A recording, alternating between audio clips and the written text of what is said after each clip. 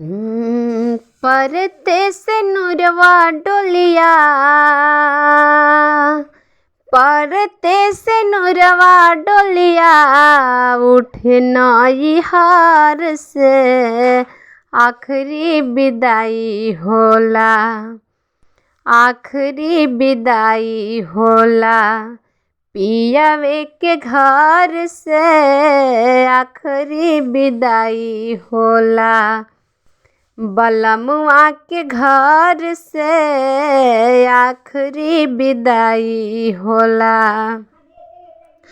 शुरू होला जिंदगी भले, शुरू होला जिंदगी नया, भल को खबर से आखिरी विदाई होला, आखिरी विदाई होला। बलमुआ के घर से आखिरी विदाई होला, पियावे के घर से आखिरी विदाई होला। नैहर के माड़ो पिया के चुनरिया, सोर हो सिंगार करके बैठे गुजरिया।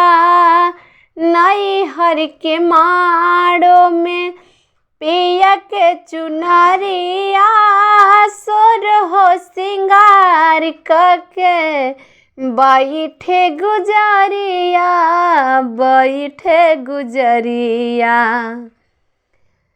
दोनों बेरा बांधल रहे, दोनों बेरा बांधल रहे, खोई छाया चार से आखिरी विदाई होला।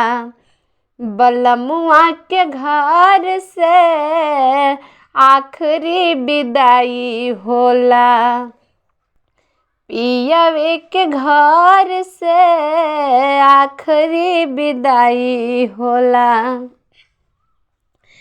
चार गो कहार दोनों डोलिया उठावेले, अपने ही लोग अपने हाथे चढ़ावेले, हाथे चढ़ावेले।